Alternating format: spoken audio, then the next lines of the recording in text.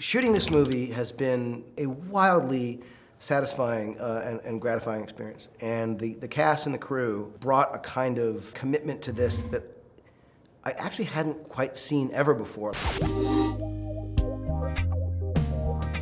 think rightly so, in episode 8, the characters have to kind of like separate to then find who they are, to come back together and complete this mission. And now the cast are back together. It helps us as an ensemble.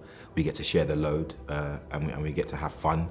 Everyone is sort of coming together and everyone's playing a part in a really cool and special way. The most important thing for Chewie is that everyone's back together again. I don't think if he would just be left on his own, I don't think he'd know what to do, because he's always had to take care of these humans who seem to get him into trouble, all kinds of trouble. And I think a lot of the things that people enjoyed with 7, the dynamics between the 3 and the banter, the fun, the arguments, we get to explore that much more in this film, so that's always exciting. And I think that's also why the 3 of us in particular feel so connected to each other. We always look for that core group to kind of arrive at solidarity in a decision, and we got to that on this pretty quickly.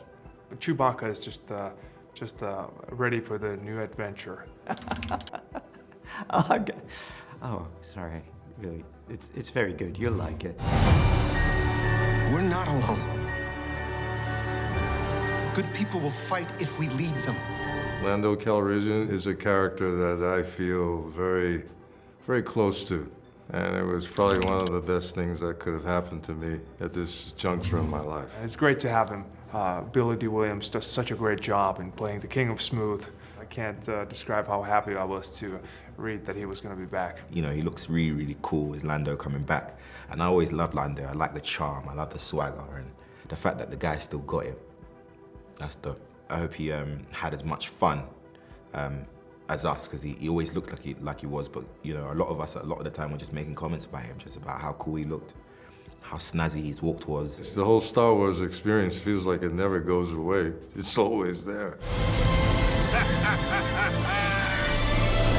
We realized very early on there was no way that we could tell the story without Leia. And the idea, obviously, of recasting her was something that we would never think of. It's just a really strange thing, like JJ's touched on it as well, because it was always meant to be her film. And saying that she had passed away or something, or she was off somewhere, felt like a cheat. And it was a real problem. And then I remember that we had these scenes that we hadn't used, and it was like finding this impossible answer to this impossible question.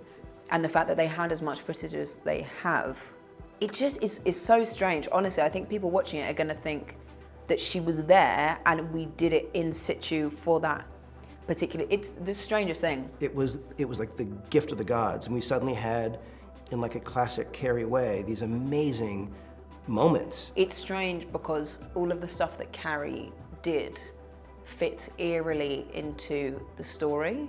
She's just not with us anymore, and so the fact that she's not here today and we're not able to like have her be part of this ridiculous, you know, experience is sort of doubly heartbreaking. It will be very emotional, but also very sort of fulfilling ending. We'll always be with you.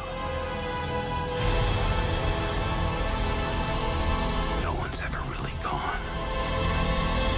As JJ said, this is sort of the film that ends all films. And endings were the thing that, you know, frankly, scare me the most.